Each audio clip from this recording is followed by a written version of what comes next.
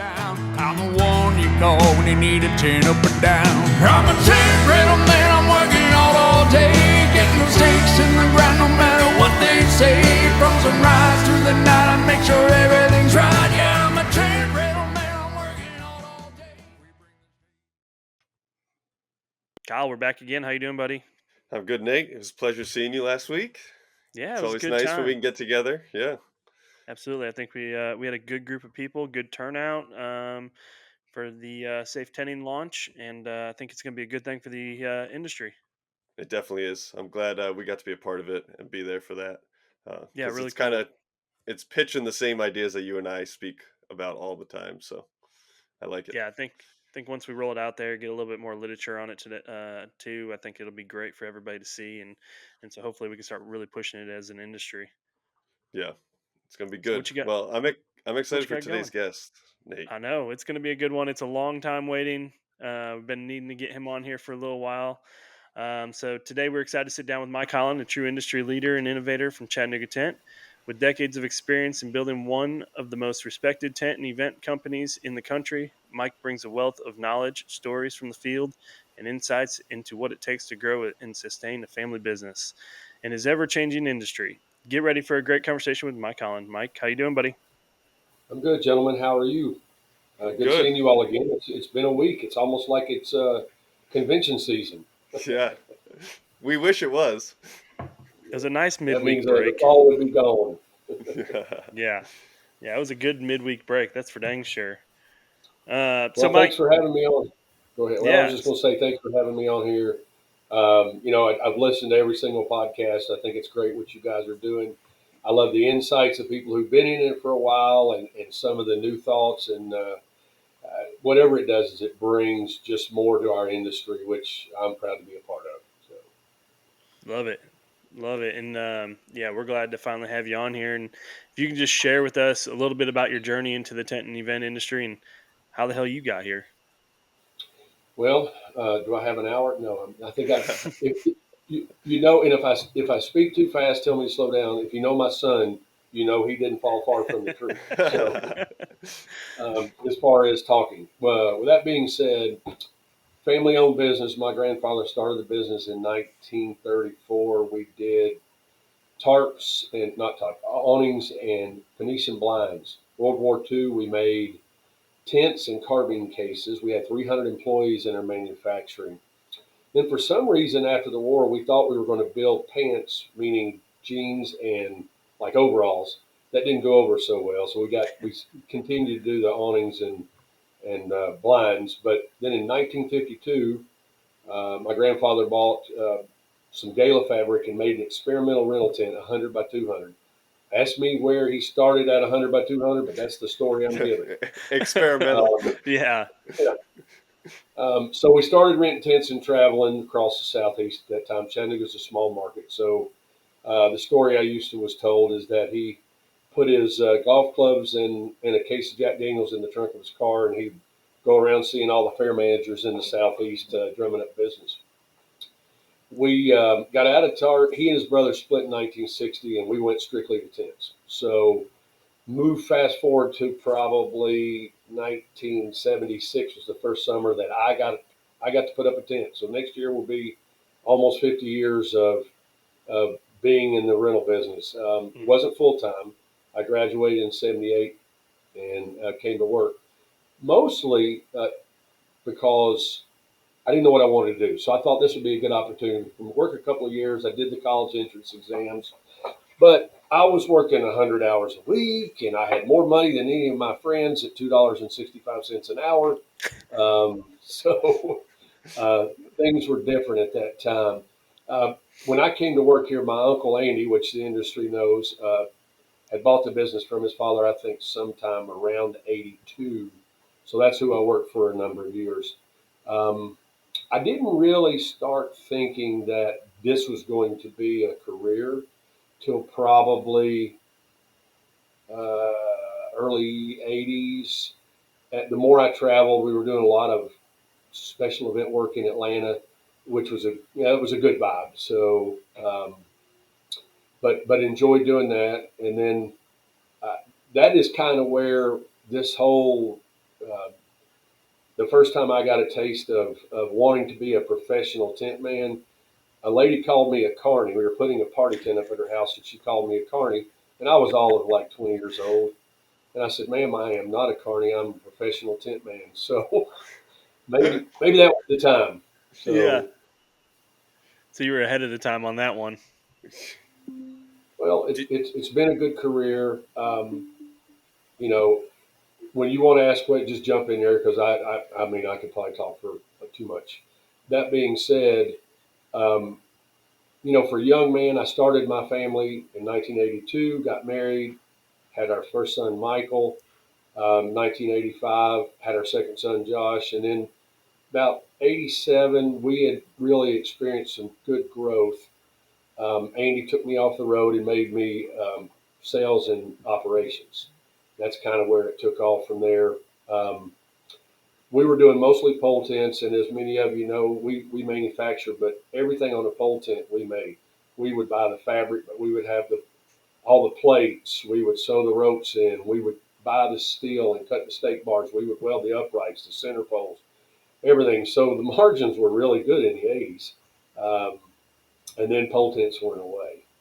But we were excited, you know, to our industry. Another thing that probably helped me drive us home to a career, I went to my first, at that time, IFAI tent show in 1983 in Clearwater, Florida, and got to meet a lot of these old guys that people have talked about, like Bruce Wadetsky and Harry Oppenheimer and Bernie Armbruster and all these guys. Got to have dinner with them, and they were cool individuals. And I was just enamored at being 23 years old, or maybe even 22 at that time, on what the industry did. With that said, that was the first year I'd ever seen a clear span. We got to help erect a clear span there at the convention, and I remember one of the boys from it was Pat Ritchie from O'Neill Tent that he and I were probably the youngest cats on the scene. We were helping install that tent. They also installed air conditioning. Never seen air conditioning. Never knew it could be in a structure. That was a Hawker, and Joe Hawker was there at that time when we put that up. So that was probably something else that lured me in. In 1985, Chattanooga Tent bought its first structure. We bought two 20-meter by 35 meters and put them up for the National Peanut Festival in Dothan, Alabama. So And Andy was was a that good friend. Go ahead. were those tents specifically bought then just for that? And how did they convince that customer to go from a pole tent to a structure? And pricing back then, how did that work? Well, I think the fair manager was a friend of Andy's, and Andy said we were bringing these into our inventory, and this would be a good fit for you. So I couldn't, you know, maybe then we were at $1 a square foot, uh, you know, Ooh. plus all.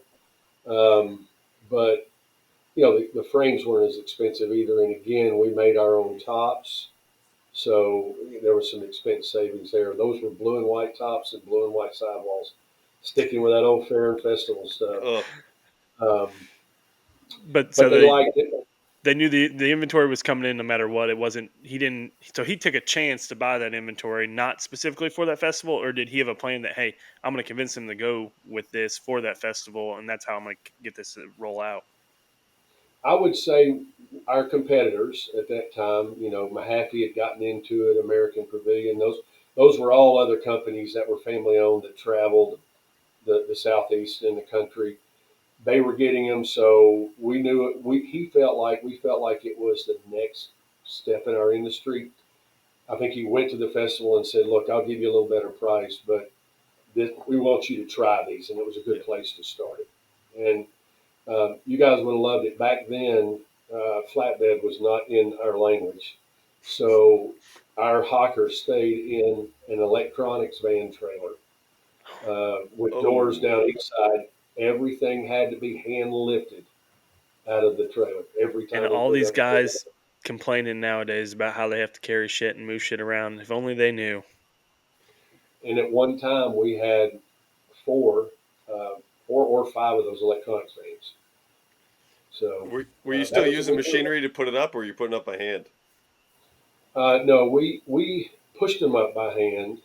That's one thing I will go back and I will certainly give my Uncle Andy credit. I know back when he bought our first Bobcat, his father told him, my grandfather told him he was going to break the company.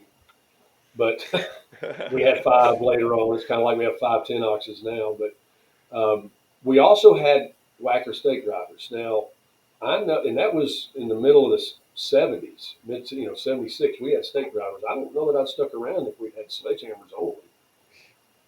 And to think there's still guys out there today that would take a sledgehammer over a jackhammer. Not this guy. Those are those rough and tough guys that are on the road every day. Those aren't the part sales, part tent putter upper, Kyle. That's Yeah, you. exactly. You know what was one of the cool things about kind of splitting that era there, going from the clear span and by right around the mid '80s is when the industry went from canvas to vinyl as well. So all these things were changing, but when you got to go out with some of these older guys and maybe the whacker wasn't working or there wasn't enough whackers, and it was kind of fun hammering a stake down with 4 or 5 guys around it. Yeah. There's something feeling good about that. To get it I in would your blood. argue the camaraderie you had back in the 80s with your crew was a lot better than camaraderie crews feel and find today. Mm-hmm. You would get no argument out of me. I would agree. Now, I know you all have heard this story, but when I started and before I started, up until probably maybe the mid to late '80s, we slept in the back of the truck. So the end of the day, you would go get your dinner. You might pick up a 6-pack. Everybody have a beer. We'd lay in the back of the truck in our sleeping bag and chat about the day. And maybe that was our toolbox meeting before we even knew it. Bonding over a So 6-pack and some tent bags.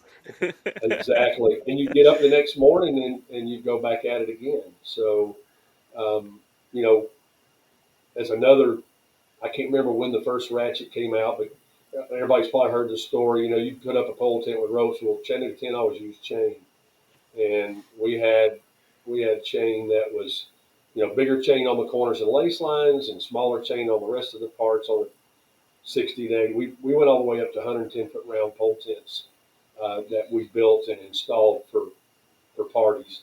And And when you get to the explain 100, go ahead. explain the visual on the chains for everybody and how the chains worked on as the rope, and then why the chain instead of the rope. Well, so as you know, when you do a rope tin or in our case a chain, you would set the side pole in. You didn't have all this pre-measurement stuff. You set the side pole in. A couple guys would yank the tension down to the guy tightening the rope, or in our case our chain, and they'd snap that tight, and then you push the side pole up, and you had a good feel whether it was tight or not.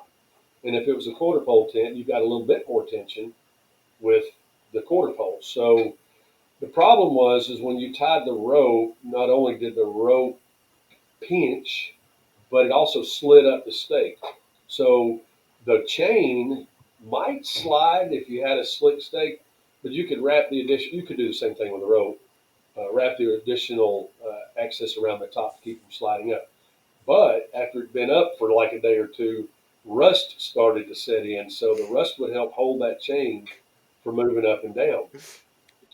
Um, we never saw chains break. We saw the connection point at the tent, either the clevis or the safety link that we used on the small chains.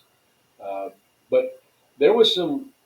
Don't get me wrong. You go to what the guys are doing out there on the field today, and the glass and the floor and the wall. There is a lot of talent to that. Knowing how to put up a pole tent and which way to pull it, there was a lot. It was a different talent, but they took a lot of talent at that.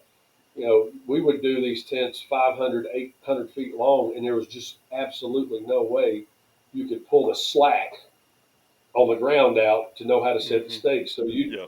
if it was supposed to be at spot A, you might give it another 4 to 5 feet. So when it got up in the air, it lined up more in place. Well, I think there's a lost art with pole tents, especially in the industry now. I think that a lot of people, I mean, even these really skilled labor guys that are out there, not a lot of them know how to do pole tents, period. I mean, it's like, I feel like that's something that everybody should know if you're in the industry is how to tie a rope on a pole tent and everything like that. Well, you just see all these guys talking in these groups. They're going to go from a 40 wide frame tent to a structure. That's how the progression is Yeah. going now. No one's going to buy a pole tent, and which is why I like keeping our inventory so heavily pole tent, because there's still plenty of work out there for them. Yeah. And I would, in my feelings, it was harder to put up a 20 by 20 or 20 by 30 pole tent than it was a 40, because you could pull them out of whack so easy, Mm-hmm. and we did a lot of round in tents, and, it took, if somebody didn't give anybody training on how to install those, you know how many times those things twisted and fell to the ground before they got the center poles up. Yep. You have to you have to cross the lace lines in the middle of the end to keep it from twisting and falling over. I was, imagine doing a round in pole tent on 12-foot side poles and forgetting to cross, and it just goes rolls It's down. like it's a Well, what sailcloth we're doing method now. I mean, that's how the sailcloths now, are. If you don't know how to do a sailcloth now, it's the same damn thing.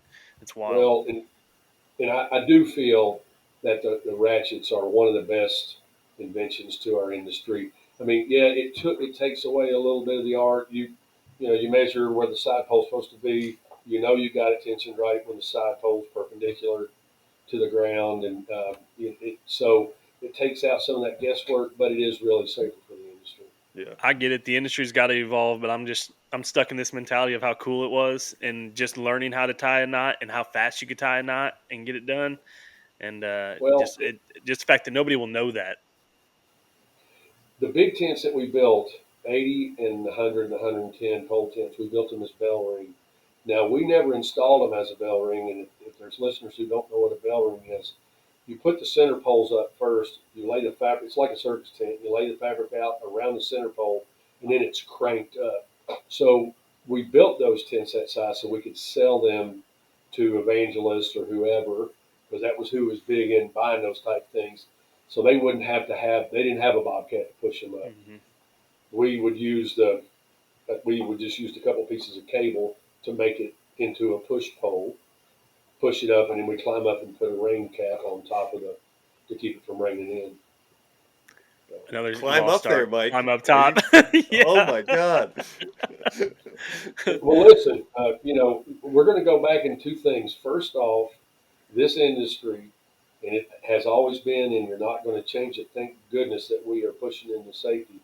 But it's a get it done. It's a get it done industry, and they Hmm. find ways. And sometimes you just go la la la la la. I don't want to know. But anyway, you would climb up the lace line, and yes, there was an older tent we sold one time, and my knee went through twice, and I came down. I told the guy, I said, "They don't pay me enough to die. I'm not getting back up there."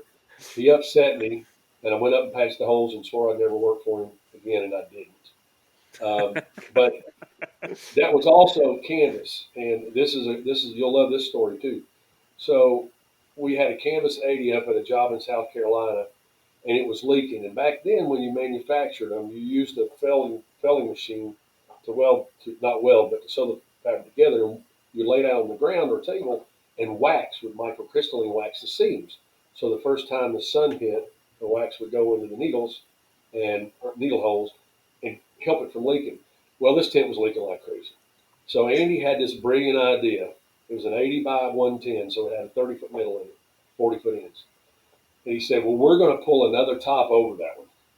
So he and Andy's got to be in his late 40s at that time, and I'm in my 20s, maybe he's in his early 40s. We climb up to on top of the tent and proceed to pull this canvas 80 across the middle while it's in the air. We took the quarter poles out. Now, I'm petrified of heights. So I took one of those chains and tied it around my waist and tied it around the pin of the center pole so I wouldn't fall off. That was probably the first time I was on a tent. Jesus. So It didn't work. jumping back to 85 here, you got the 220 meter, but you got the 220 meters, right?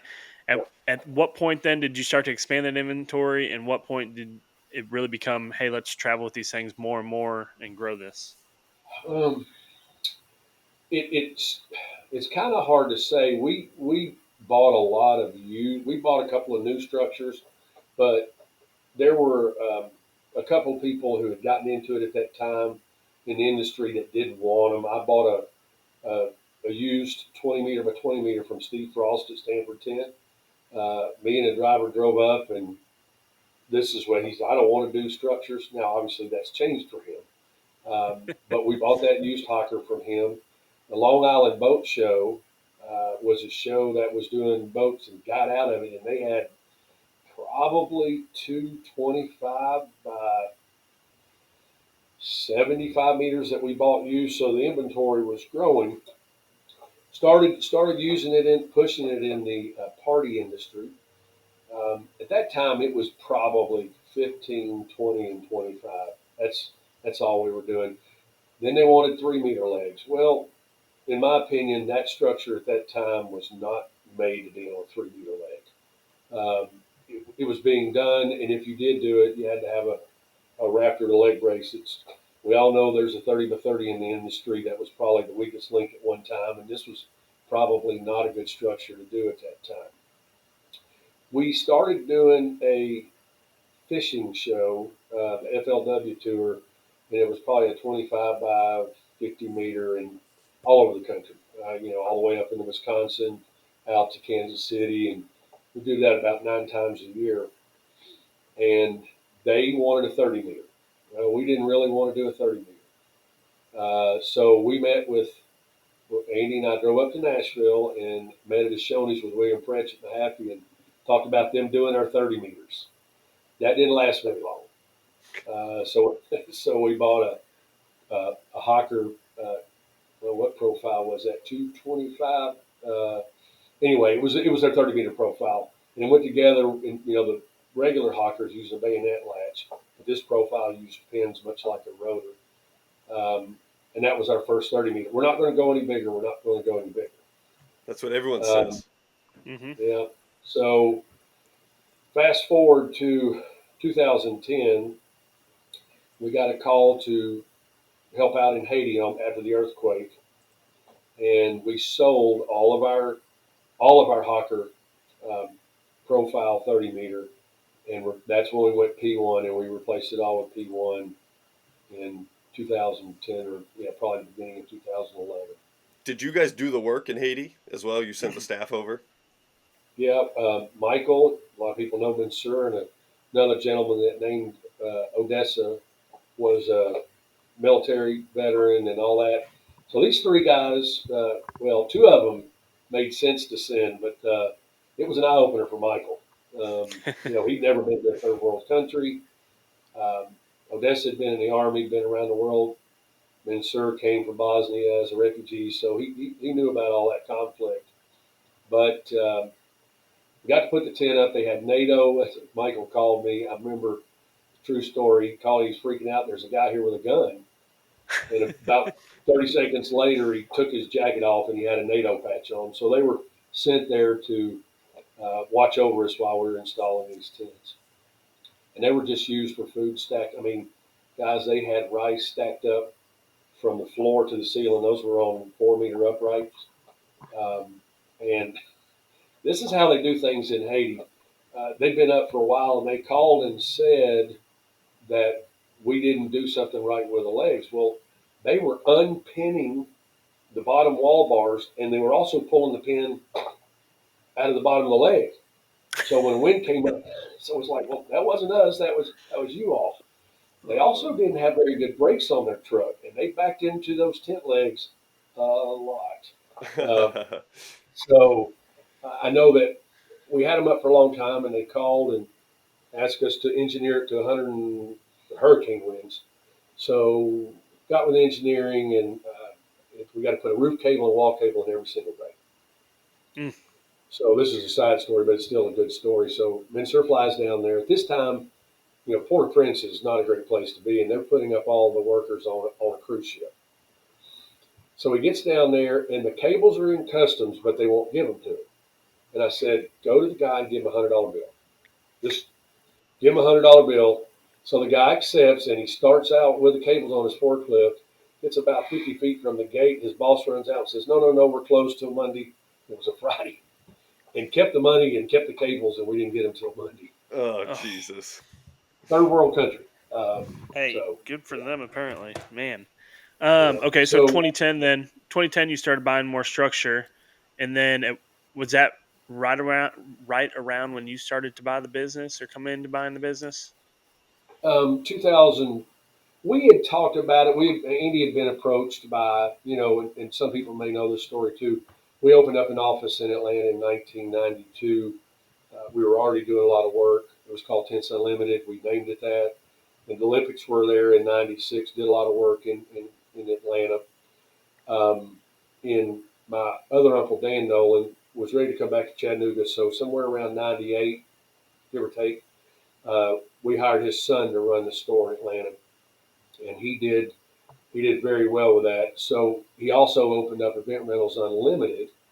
So at that time, I think Classic had approached us maybe in 2008, Chattanooga Tent, Event Rentals Unlimited, and Tents Unlimited, and I think we had Event Rentals Unlimited in Birmingham.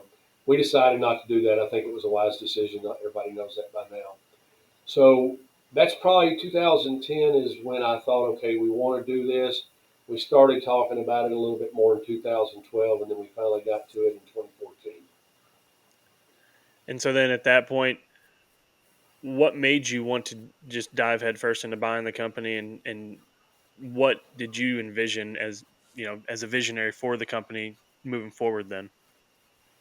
Well, having grown up in the industry, and family means a whole lot to me personally and in the business. So I really wanted, I know I can't see the business go 150 years old, but that was uh, what I told Andy and his attorney. I said, I'm not buying the business to make a whole lot of money, but I want to see the business grow older. I'm proud of what it's done and its growth over the years.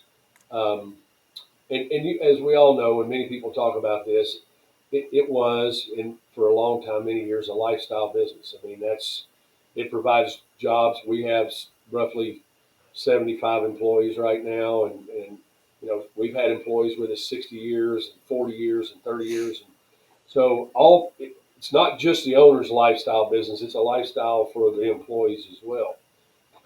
We've had second and third generation outside of our family work here. So I wanted to see that continue. I don't think, Nate, that I had any aspirations to say, by gollies, I want to take it from point A to point B. A lot of that just came through blessings and luck and playing the card right and timing and all that. And reputation for sure. I mean, what do you think at that time set Chattanooga 10 apart from, the others in the industry and just being competitive in the industry? Well, being the cheapest works. No, I'm kidding. Yeah. Um, we've all got friends that'll say that I'm the cheapest, and I'll say they're the cheapest. But no, everybody can say I got great crews. Everybody can say I got good quality. But I think the number one thing is your integrity, and if you will always do what you say you're going to do, and Mhm. you got to eat humble pie sometimes. Nate, you know this story. Uh, our leg into Nashville before we opened up the office there. Tom Husband, who was part of the husband family in Nashville that owned Nashville Tent, worked for us for 20 years and retired. So it was kind of we did a little bit of work up there, but not much. It's kind of like we don't go in their backyard; they don't come in ours. Well, he'd been retired for a few years when I bought the business, and we were getting calls. And I thought, we got all this structure. By this time, we're now at 40 and 50 meter in the inventory. And I wanted to be a big brother, so I went up to see Classic, and I went to the people in Classic, and I said, "Look, you guys are bringing the stuff in from Chicago and Arizona. Just get a 30 meter from me. You can put it up; it's just going to be cheaper." Went to some other businesses, and they kind of blew me off. And um, we got our first job there. The job was a success, but we had some hiccups in the setup. Um, and it rained. Anyway, long story short, what made her happy is for me to give her some money back. She's been our best salesman. It wasn't, I couldn't control the rain, but she didn't think we handled it properly. So, what will make you happy if you'll just pay for the cleaning fees that I pay? I said, okay, we'll take that off the bill. That's what I mean by humble pie. And do what you say you're going to do. Show up when you're going to do it. We all have employees, and we think they're as good as we are, but they're not. They're close. Um, I will take this point to plug. we talk about this in CEO meetings in different industries in our bag group, and I mean, belonging to Vistage. One of the things that I don't know that I've ever taught, but that our team gets what the customer needs is the most important thing. Sometimes to our cost, like, yeah, I'll move that furniture for you, Yep. you know. But knowing that they want to make them happy is not something I think we can put in a book. I think that's part of culture. I know that there's cultures that we need to work on, but that's one thing that I feel like we're blessed to have is a staff that gets it. They they want to make you happy. You know, Yeah. when you have customers, I've had two tell me that they wanted to take Poncho home because he was just so nice. So Well, uh, it's always I great think when the that guys, Mike, understand that their paychecks are coming from that person. At the end of the day, just because you sign it, the money's coming from whoever they're working for that week. correct. You know, Nate, one other thing, and anybody can do this, but Nate knows me because he'll say, Mike, you like the shiny things. But, you know, I always felt like uh, Andy was always being mechanized and having the equipment, the tools to do thing was part of his, and we still try to strive on that. But secondly, you start. I'll go back and try to make this a short story. You go back. Well, everybody's got a pole tent. Well, let's get a clear span. Well, more people got clear spans. At that point in time, it's kind of funny when I have good friends now who weren't in business when I was putting tents up in their city, and someone will say, "We're coming to my backyard." I was putting tents up in your city before you were born. So, Which is um, funny now because I hear all this every time I go somewhere, and they're like, "I'm like, why'd you do this? Why'd you do that?" And they're like, "Well, I was trying to keep Chattanooga 10 out of here," and I'm like, "Oh, that's funny," because of how well, much work we were doing in those areas. the company used to work for, Bryant's, we've sold them pole tents over the years, Hmm. and they would need a structure. We'd go do a structure. Then all the structure people doing a good job got more people into buying structures. So they don't need the 20 meter or the 18 meter. They need a 30 meter. And our philosophy always was, you just want us to do the tent, we'll wear your t-shirts. Whatever you want us to do, we're not going to steal your work. That's another thing of integrity. I don't think we've ever done that, and we've gone the extra mile to make sure that the customer knows that we're not going to do that. I came out of a meeting one time, and the customer asked me to bid on the little tents. We were doing the structures, and I said, "Is there a problem? Are you unhappy with the other vendor?" "No, we're just looking for a better price." I said, "Well, I'm not going to give you that price." They brought me to the table. I went Hmm. out and got in my car and called them, and I said, "You need to get this order locked up." So um, that part of integrity. But as the more structures are getting across the southeast of the country, we had to go bigger, 30, 40, 50 meter. And then it was like, well, everybody's getting big structures. What can we do differently? Well, let's do the powder coated frame. You know, those customers have to come to you. We didn't go out and buy the powder coated frame in 2017 as a maybe.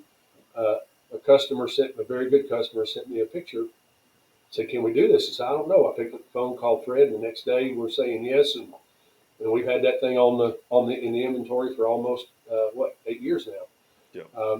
And that translated into a different wood grain, and then the white frame, and then the garden tent. So trying to keep trying to keep things that are different um, in our inventory that can help put us in front of others. Not everybody's going to rent a Skyline tent. The Skyline's new to our inventory, and it's a great tent. It could be bigger. We just have a 10 meter by 10 meter, but it's a handsome structure. And it goes back to the shiny things, type things. The industry, and we all know this. I know you all get this, and anybody out there who's ever drove a stake knows this too. Um, it gets in there, and there's such a sense of accomplishment. That's why this should never been called a summer job. It should always be a career, because there's Hmm. that accomplishment when you walk away and say you did that. Well, I conquered this. Let's go this step. Yep. And then it's the structures, and then it's the bigger structures, and then let's do this. Oh, and then it's 2 stories, and now you've got people out there with 3 and 4 stories. We don't do that, but that's what they do.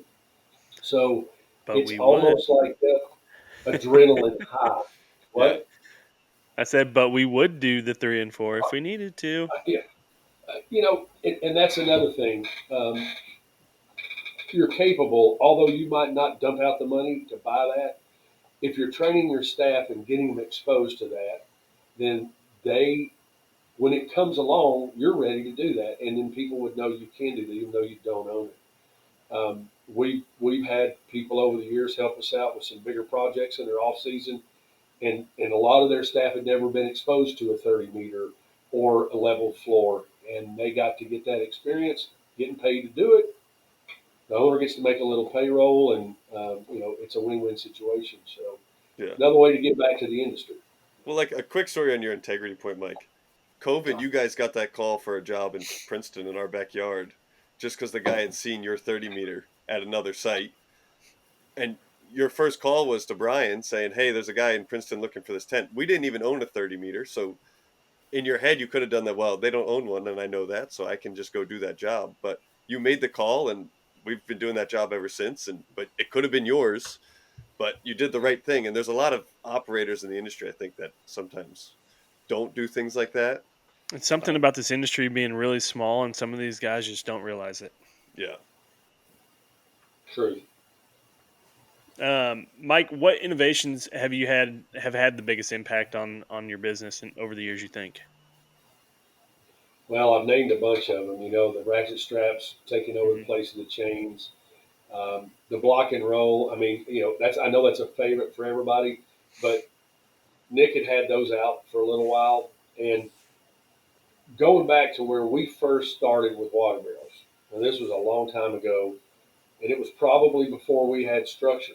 So a customer in Pensacola wanted a 60 by 120 on pavement. At that time, we weren't ready to tackle ballasting a pole tent.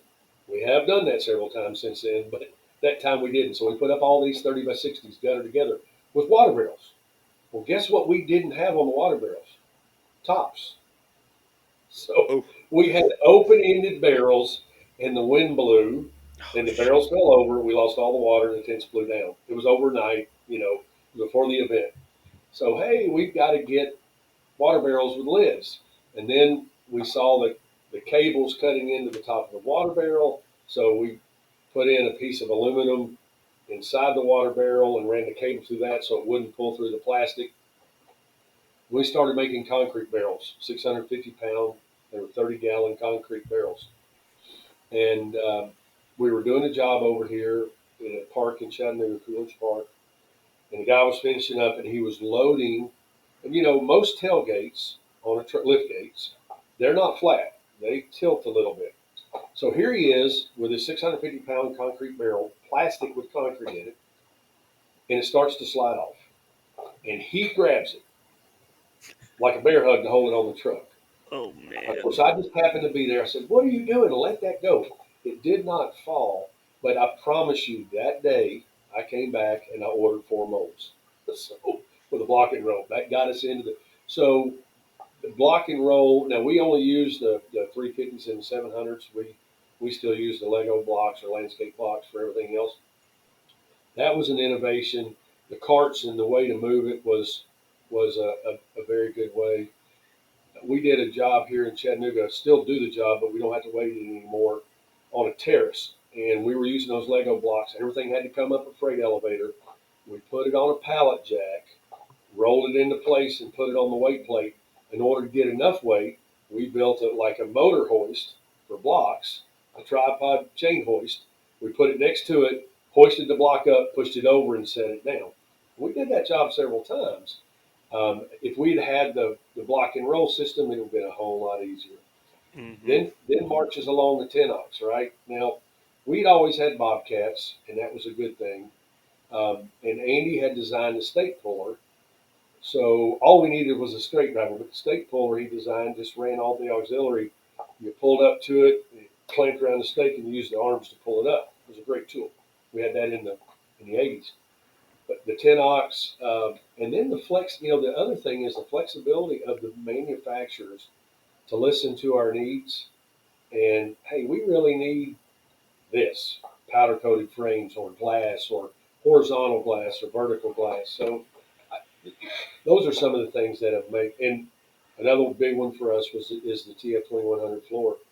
Um, when we got into that in 2016, there was that job I was telling you about. Go back to that just briefly.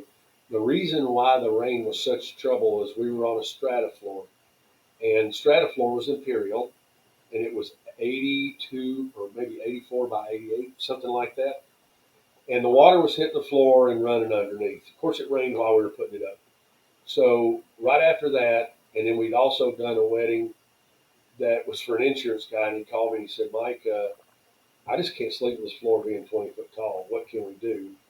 And I said, well, we can wrap it around the bank and build curved tops. So we ended up doing that, which kept the floor at 12 feet. We slept a little better. Those two jobs were in October of 2015. And then in 2016, we ordered the TF 2100 for a job in Nashville that we still do, and had it specifically ordered. Meantime, Lee Hutchinson, Mississippi Tent, called and needed an 18-meter floor before that. So we actually got another rental before that one was coming. That got us into the floor. Uh, that is probably, well, in my opinion, that style of flooring product, whoever's it is, but we like Bill Jack's, is probably one of the best products for our industry. Just so safe, so labor saving. You sleep at night knowing it's all connected together. It's expensive, and it's not. Well, and you got in at the right time. I don't mind telling you that I got in it for $28 a square foot, and it's over 50 now. Yeah. And how much? So how many square foot currently owned? we're just shy of 40,000, and we could probably 2 times a year use another 15 to 20. Absolutely, absolutely. But So you do what? the math; it's another million. Yeah, what trends are you seeing in temporary structures that event professionals you think should start paying attention to? That's a good question. Well, you always sit here and you're looking for that next. Ooh, I like this. I don't know that there's much we can do with the design. We have a small Arkham. I love Arkhams. I think Arkhams are a cool look. I think you're going to see more of that. I think you'll see a lot of that next year with the World Cup coming to the U.S. Um, I don't know. We've come a long way. We can powder coat things the color we want them. We can make tops the way you want them. There's climate control. I just, what can I offer that next person? I don't know. I really have that. I'm not sure I'm really going to tell everybody else that statement. No. I was kind of thinking that too, but was just curious because you're always ahead of the curve. I feel like on most of the stuff and the trends. So Well, he's well connected. yeah, he is. He is. I will say. Let's say, well, when you've been in it 50 years, you do Yeah. that. So, but I do think the key focus, and this hit us after COVID. You all know this as well as I do. Our employees are our number one and our biggest asset, and today's society has got a lot of young people. They want to stay away from the hard work, and it's going to be up to us to draw them into this industry because it is a career, and it's a good career. We all know that there's guys out there installing. Yes, they work their fanny off, but there's six figures into putting tents up on a traveling job, and they might be gone 150, 200 nights a year, but it's not for everybody. I always jokingly say a friend of mine did, Tom Strader. It's a gypsy soul is who that person is for traveling. Yep. But again, the satisfaction from that. So putting time and effort into your business's culture, your recruitment of people, I think is probably where the industry goes. It's when we started doing some of these national jobs, it got us into um, being more safety conscious. Uh, we were doing wedding jobs. You weren't wearing hard hats. You're supposed to, but it wasn't being made. And you certainly weren't wearing safety vests and all that. Nobody even knew what a hot work permit was, or knew that they had to have maintenance on the forklift. So as the business grew, that brought it into. I know you're laughing, but that's true, right? Mm-hmm. Um, oh, where's your hot patch for grinding that bolt off? What? Good question. Um, I do think that it won't be long in some states where we, as an industry, are going to be required to have a contractor's license of some type. In Florida, you do.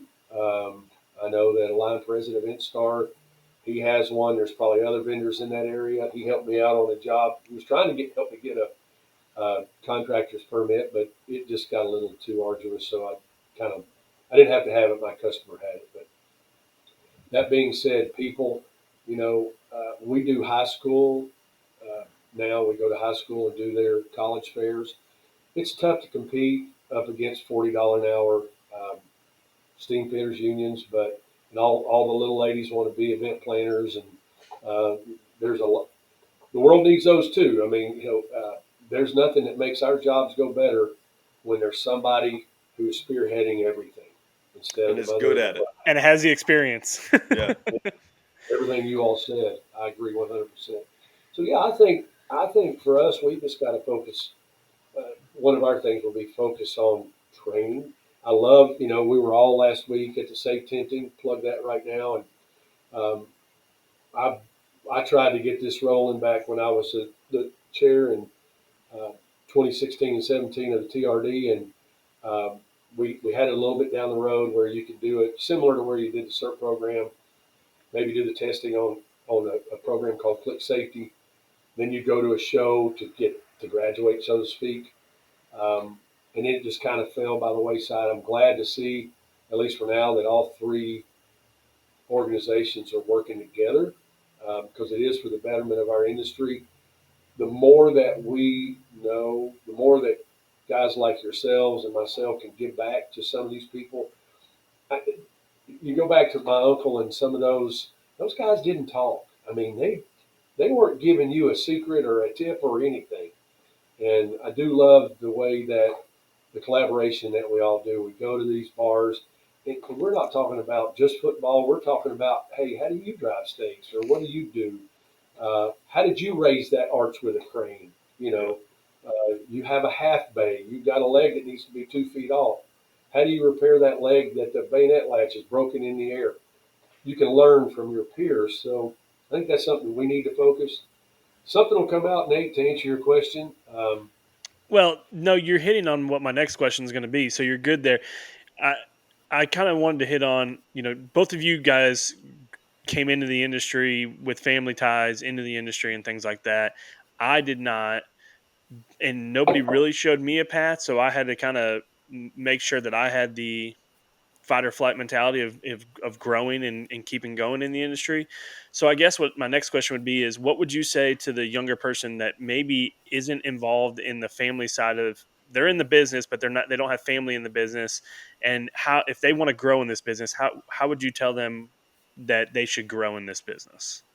The first thing that I would say, if you like this, now start making the effort. Okay, I've seen so many young men. It's not going to fall in your lap. I read an article yesterday that 70% of the people today feel like hard work doesn't pay off like it used to. I disagree. You call me old school because I am, but I do believe hard work pays off. I've had young men here who made it to being a foreman in 6 months because they didn't stand at the job site and watch you put that tent together. They were over your shoulder putting that together, and sometimes they put it together wrong, but they learn. The other thing that I see so much in a lot of businesses is the new guy doesn't want to overstep or upset the tenured Mhm. guy. No, you're the one paying for your family. You're the one paying your bills. You're the one who's going to grow in the company if you want to.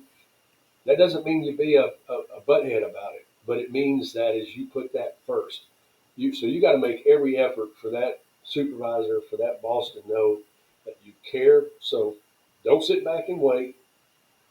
Don't worry about what the other people think as long as you're not, integrity. So you got to do what you say you're going to do, but you follow that path, and I think that's where growth can come for people.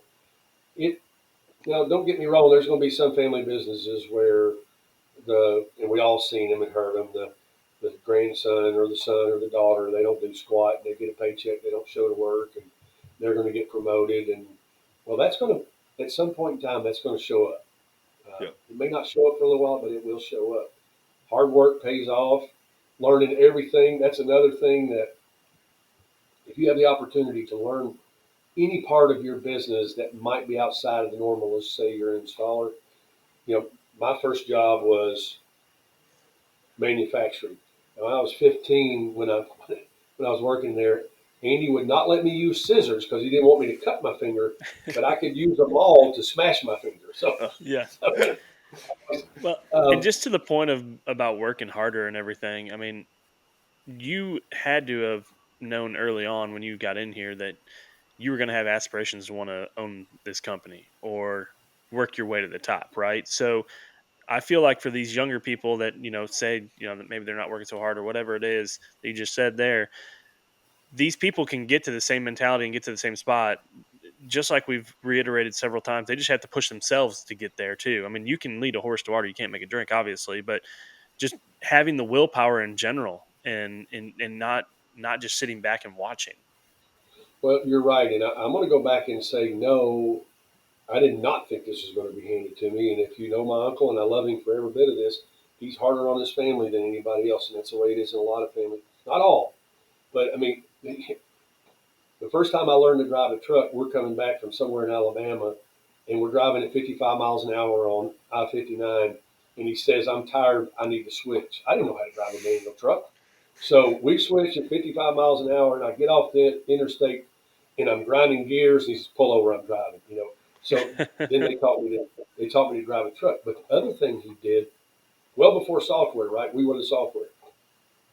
He would literally quiz me down the road. Okay, how many side poles does a 60 by 90 take? 40. How many stakes? 44. How many center poles? 2. And he did that for every tent. So it was probably Nate. He made me vice president of operations when I turned 30 in 1990. I didn't know, at that point in time, maybe is when I said, oh, okay, I have a chance to run this one day. I probably told my wife sometime, hey, this is something that I could do. I might be here a Before while. that, we're going to be here a while. And, that's another thing. Your spouse has to be, if you're That's where I married, was going to go next. Yeah. Yeah. um, your spouse has to be on board with what you do. And I can remember when we had our second child, I was traveling and she said, I can't do this by myself. I said, well, let me see if I can get off the road. And I went to Andy and said, man, we're having a second child and Lori needs me at home more often. And guys, I was only going 100 nights a year, but that was our season. And he said, Mike, I can put you in the shop, but you're not going to make much money. And, um, but if you think you'll be happy there, I said, I don't think I'll be happy. So we were patient. 2 years later, the opportunity happened as the company was growing. Daddy moved me in to do sales and operations. So where I was going with that was it was hard work. And, oh, you're the nephew's son. No, you can ask the people who work for me. That was never my case, and I don't think it was ever allowed of any person here. That was a big family. Everybody in my family, my immediate family, worked here at some point in time. My mother was a bookkeeper in the 60s, and in 24, I had to bring her in for some training. My brother is still here. My sister worked here a little bit in the manufacturing. I had two brother-in-laws work here, and that doesn't count all the other Nolans that worked here. So um, it can be done. There are people here. Like here you go. You heard Sir's story, right? He's worked hard and he's made a name for himself in this industry. Nate, you've done it with where you are. So it can be done. There's plenty of examples out there to do that, Hmm. but you have to put in the work. Right. Yeah. I would I agree with can't that. say that any differently. And again, going back to the spouse thing, she stuck with me. And yeah, there's still times why you're answering your phone at 10 o'clock at night. And, you know, We all have and that. there's somebody else, yeah. And there's somebody else who can answer the alarm at 5 o'clock in the morning, those type of things. They might say, man, a little bit, but they get it. And I can say she's 100% behind me and has been the whole time. Thank God for that. So, With being 50 years in, what motivates you then outside of work to bring that energy back into the business? what motivates me outside of work? Hmm. Um, well, family is my number one thing. So we have two sons who are both married, and we have 5 grandchildren, and those motivate me. Um, I don't play golf. Before I went on early in my age, I used to love to duck hunt, used to fish. I don't do all that. I'm not unhappy that I don't do it. It's just not part of it. I am work, and that's maybe a bad thing. It's a good thing. But Nate, as we have grown, the things that we get to do connected to work, but personally, I'm going to the Kentucky Bourbon Festival tonight, and going to get. I'm a whiskey fan, so there's going to be 240 whiskeys there for me to try. Um, And you get to see going our to, product and everything and what Yeah. we accomplished over the past 2 weeks while you're drinking that. And I feel like that in itself energizes you a little bit to say, this is pretty damn cool. Yeah, 100%. I know they worked hard. It's like when I went to the Speedway and we got to sit there and watch those races. I'm not a NASCAR fan, but it was very cool. I mean, sitting in that suite, and at the end of the month, I'm flying out for a site visit in San Francisco, and I've never been in the wine country, so while we're out there, we're going to do that. Now, I might not have been able to do that 20 years ago, but yeah, seeing the product, I don't like going to parties anymore. As I believe you all would attest to this, because when you're there and the wind blows You're and it working. starts raining, your stomach gets all knotty. It's like, It's no. so Yeah, true. that's why this weekend, speaking of the race, the IndyCar race was on, and it was, not that I really wanted to watch the IndyCar race, but I just wanted to see the pit stop so I could see how cool the pit lane structure looked on TV. Yeah. And my wife is just sitting there going, "You just can't help yourself, can you?" And I'm like, "Nope, It's I just want to see it." first trip to Disney back in the 90s with the kids. I'm peeking behind bushes looking at tents. What are you doing? Well, there's a tent over there. And it still is, So, uh, you know, as an industry over a whole, yeah, I didn't know this is what I wanted to do. I do believe 100% this is where God wanted me to be. I think it's in my blood, and I think being around it kind of helped put that. But I think I was built to do what I'm doing. That's why whenever I retire, it's going to be difficult. But maybe I can ease myself out, or maybe I'll just say, "See you, wind." I don't know. Or Lori But says you're going to be traveling Europe for the next year and a half. yeah, I hope she's got the money for that. She's a retired teacher. But Absolutely. the relationships and the friendships that I know there've been at least one other, maybe two other people on your podcast that talked about this, and I can echo it 100%. As Dave MacArthur talked about some of the people he knew, and Richard Martin, these are guys that I remember meeting Richard in the '90s and meeting Dave the first time, and I remember when he was doing golf courses and all that stuff. And there's so many other like the Harry Oppenheimers and Jerry O'Connells, Steve Frost, who's been in the industry 58 years, um, and there's probably more that have been in there. I've seen the family businesses sell, and it's kind of like, oh, that was tough. Maybe for a little bit it was tough, and then they look at the bank account and it wasn't too Yeah, and tough. then they're happy. But then fast forward to meeting your age guys, right, and some of the other guys at the conventions. I got a call from somebody yesterday. Hey, where would you be on something like this, or a text? And well, this is where we'd be in our market. So, and I know it's a new operator. That being said, just having fun. Um, maybe it's time to get out when I don't feel like I'm relevant, but I feel like I'm relevant. And if I can say that and not mean anything by it, but if I can help people get back to the industry, that's what I want to do. Well, we were joking in the airport, all of us, when the four of us were sitting there, that you and like Brian and there's a bunch of other guys could you could probably make more money being Consulting consultants group. moving forward. Yeah. You know, that could be happening. I know I'm going to get bored if I retire, or when I retire. Um, I know that, and I've told Nate this on my bucket list. I go back to the '90s. You're going to laugh when I tell you this.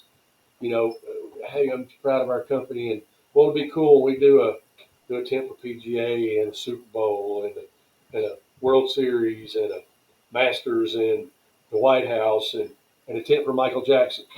Well, all those things that a company's done except for Michael Jackson. So, um, we've been to the White House 4 times to put up tents, not me personally, but all these other sporting events. So at that time, none of that was there, and a lot of those came through the reputation, the integrity that the company has, and then relationships. You never know who you're going to meet. The first Super Bowl party we did in 1994 in Atlanta, we won the bid. It's just a single tent for NFL properties. And we get on the job site, and the boss, who I didn't bid through, was on here. Her husband grew up in Chattanooga, and I went to church every Sunday with his parents. So everywhere that job went, we did what we said we were going to do. But every year from '94 to 2002, wherever that went, we went, and it was just a single tent. They could have done something better, but we were competitive because January's not a month where you do a lot, Hmm. and they felt comfortable with our crew, and it made sense. So again, there's that integrity and reputation. So. Well, before Kyle asks his last question, I've got one more. Do you have a favorite event story that always makes you smile when you look back? Um, there's probably a lot, but one of them more recent than anything, and that's the Field of Dreams. It's on the wall back there. I Hmm. get emotional talking about Yeah. it. There's a picture of me standing in the outfield looking in. I'm a baseball fan. I'm a movie fan, and it was the second year we did it. So being there and watching that 6 to 8 thousand people, that's all that was going to be there, right? Um, Mensur and the crew have been out there for a month or so, and I show up the day of, and boy, did they put my butt to work. I'm putting up tables and chairs and cleaning blocks, and that day I walked 28,000 steps, only to have to leave in the fifth inning. So watching Kevin Costner come in during the day and practice his lines, and I know the first time he did it, he was emotional. It wasn't that he it was kind of like, wow, this is real. For this movie, which I think is such a feel good movie, to it actually happening there. Yeah, Um, there's some visually cool projects that were great, but the feel good about that one was probably my best. Yeah, that's what I would say. that's awesome. All right. Well, you've given a lot of great advice this episode. Do you have any last piece you'd like to give to the people listening? Uh, hmm, I did New say a people lot of coming that. Let in. me, yeah. Um, it can be a great business. Don't start out early looking at the shiny things. I think you've got to build up, and then when your team, and for obviously finances, you know people come into this and they get heavily in debt, and it's tough. That puts a lot of stress on you. Even though you might make it through that, it's still tough on you. I don't want to say grow organically, but I'm just saying grow as your team grows. You get another guy, grow a little bit more. Don't bite off more than you can chew, and can't echo it enough. Do what you say you're going to do. They'll take you far.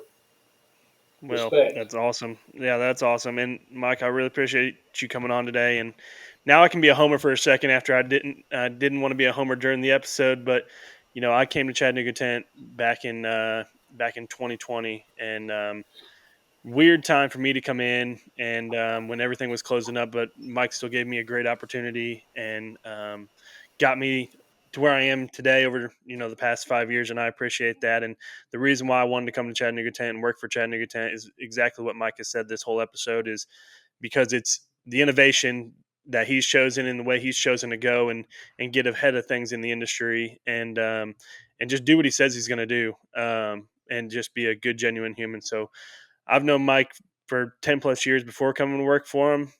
Maybe never had a really close relationship, but always respected what he did and how he did it in our industry. And I think a lot of people do. Actually, I know a lot of people do respect you and that know you in this industry. And hopefully you don't go anywhere even when you retire. So I appreciate you being an amazing boss, but also an amazing mentor to the industry. So thank you for coming on. And this has been another episode of Under the Vinyl.